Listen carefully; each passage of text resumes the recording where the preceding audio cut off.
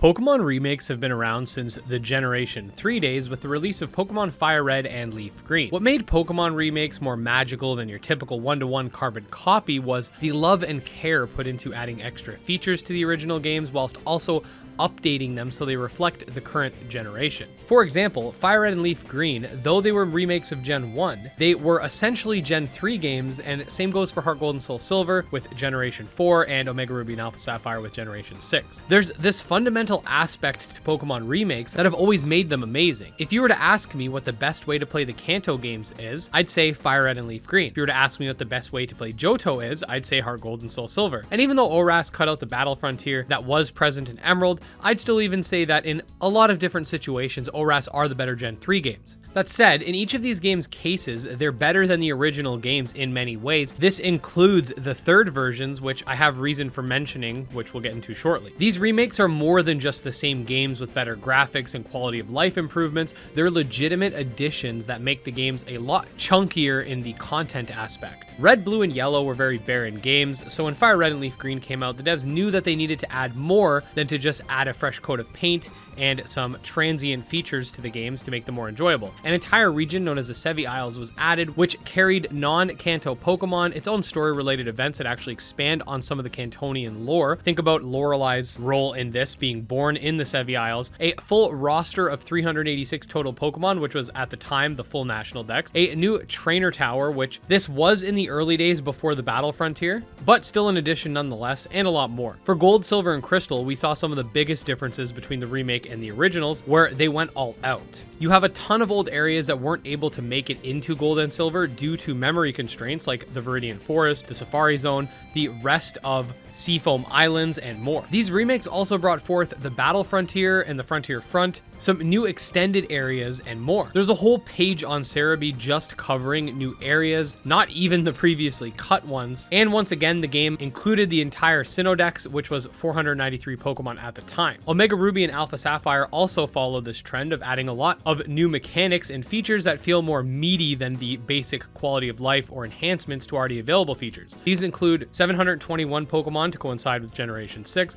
a brand new post-game adventure in the form of the Delta episode, which was supposed to be an homage to Pokemon Emerald, some new story integration like meeting Zinnia throughout the game and getting to meet up with one of the laddies, new Mega Evolutions expanding on the Gen 6 gimmick, and more. Now, all of this leads into the topic of today's video, that being Pokemon Brilliant Diamond and Shining Pearl. These games have a few differences, which include the Raminas Park, which I will get into in a minute. We have some Gym Leader and Elite Four rematches, some higher level trainers in the post game, a distortion room for Giratina, a change to the way the underground and contests work, and some character customization. Now, I want you all to think about something for a second. When I listed all the new features for the previous 3 sets of games, there was a distinct pattern in that these were more than just simple upgrades to certain aspects or changes, but instead actual content. All of these remakes had at least Elite Four rematches. Heart Gold, Soul Silver also had Gym Leader rematches. I didn't even mention following Pokemon when discussing Gen 2 as well, which was a feature added in Sinnoh that I know a lot of people are probably going to start writing in the comments. Giratina's Distortion Room kind of pales in comparison to the Delta episode from Omega Ruby Alpha Sapphire, or even the simple Distortion World from Pokemon Platinum. The quote-unquote upgrades, which some are saying are actually downgrades to contests, and the underground is something we also got with contests and super secret bases in ORAS. And back to that Raminas Park, that basically functions in a similar way to your Hoopa Rings or Ultra Wormholes from Sun and Moon. A lot of what we see changing in Pokemon Brilliant Diamond and Shining Pearl is stuff that I would not even mention when talking about a remake from a previous game because those features were a given, not the centerpiece. Furthermore, some features, while receiving quote-unquote enhancements, also received simplification. Contests have been stripped of previous elements, and the underground bases don't allow you to decorate them or play capture the flag like you could in Diamond and Pearl. Now, I will say that the dens are cool, but Brilliant Diamond and Shining Pearl use all of the Diamond and Pearl spawn points, which were extremely lacking. So the only way in order to get, let's say, more fire types besides Chimchar and Ponyta is to actually go into the underground. A better solution, in my opinion, would have just been to add more Pokemon to the wild spawn pools up on the overworld. It just makes sense to have the games more reminiscent of the definitive way to play Sinnoh, so I'm not exactly sure how that's an advantageous design decision. Now, I want to take a minute to respond to some of the sentiments I see defending this aspect of BDSP before I talk about the ways that Gen 4 is actually being uplifted, albeit in a different way, this Pokemon cycle. So number one, they were faithful, and you shouldn't expect more. My response to this is that they're not faithful, and even if they were, that doesn't brush off the idea of Gen 4 being given the shaft, so to speak, because in reality, this means that we will never get a Gen 4 game in the same vein as the prior remakes. Number two, they're Diamond and Pearl remakes, not Platinum remakes. Heart Gold and Soul Silver were not Crystal remakes, but featured more content than Crystal. Same goes with Fire Red and Leaf Green compared to Yellow, albeit you can't have Pikachu follow you around anymore. Nobody can tell me that Heart Gold and Soul Silver are a better way to play Gen 2 than Crystal, other than if you're just someone who likes the old graphical style or the old way that types were distributed or something like that. The truth is, when you look at bdsp versus Platinum, there is a genuine conversation and strong argument to be made that Platinum is still the definitive way, given its better spawns, more completed features with contests and secret bases specifically, the battle frontier, no forced XP share, no forced affection, etc. BDSP definitely wins with the HMs and HP bar speed department, but I couldn't in good faith say that these two minute details alone are justifications to state that BDSP are overall better or are even what a remake should aim to be, especially with the bar that Pokemon has set. 3, people will still buy it.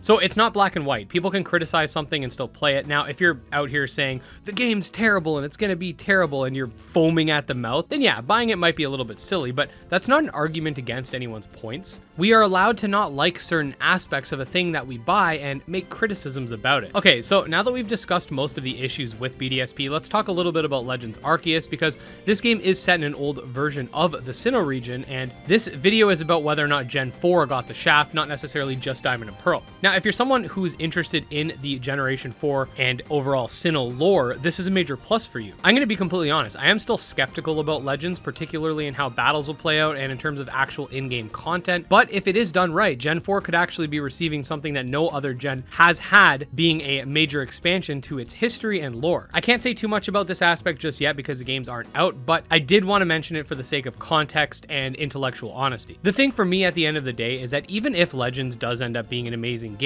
which I have no reason to believe it's going to be this phenomenal game. It could be good, it could be bad, we have to see. But like I said, even if it is amazing, the Sinnoh Pokemon games, aka Diamond and Pearl, and fans of those original games, hoping for the ORAS or the Heart Gold Soul Silver treatment, did get the shaft in my opinion. We played through the game on stream, and just the XP share and the affection mechanics really make you not want to explore because you're going to be over leveled. You have to go through all of these roundabout methods in order not to over level your team. Throw stuff in the box, keep swapping out your Pokemon for new captures, skip all the trainers. It really ends up shortening your amount of time playing the game and doesn't just let you to go in and enjoy it. If you have to take all of these extra steps just for the games to be enjoyable, it's an issue. Now, if you're someone who likes just one-shotting everything, that's fine. But again, a toggle, please guys, a toggle. And like I said, this isn't the only issue with the games. I've had issues with the way collisions work. I feel like having a gridded world without an actual grid for the player causes like a lot of rubbing to happen in between different areas. I know people have been complaining about the patches and the soft locks and stuff like that, but for me, it's all about content. It feels like a lot of things were stripped and not a lot was added to compensate. And I do feel that these Gen 4 games were kind of sacrificed for the sake of Legends Arceus,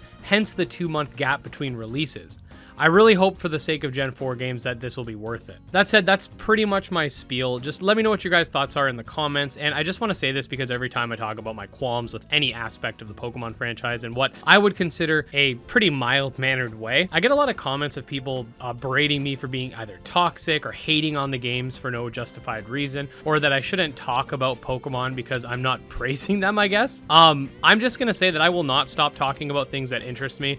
I will not stop from providing my audience with the information they need to make proper decisions. I will not close my mouth or be dishonest in the pursuit of tiptoeing around unreasonable individuals. And if my takes in this video truly upset you despite the fact that I think I am being extremely reasonable and not inflammatory in any way, then I suggest you reevaluate your perspective on what you consider criticism versus hate. I just feel like that I can criticize any other monster taming game without people freaking out. For example, I've said on multiple occasions that I personally think that Temtem is too grindy, and this is a point that Pokemon fans will champion and be like, yeah, it's too grindy, it sucks, blah, blah, blah. And they'll be really toxic towards the Temtem developers, or even I've seen a lot of people defending Sword and Shield that are now throwing Ilka under the bus in favor of Game Freak, because it's like, well, Game Freak didn't make the game, even though Masuda is spearheading it. But what I mean is it's very, very hypocritical. Anyways, that little rant is just to say I'll continue to provide you guys with my honest opinions. There is a lot of nuance when it comes to situations like this, and I feel like it's heavily lacking in today's discourse, and I appreciate those that do listen to what I say, whether or not they agree. With all of that said, I really do hope you guys did enjoy the video. Definitely make sure to subscribe to the channel if you are interested in more videos like this,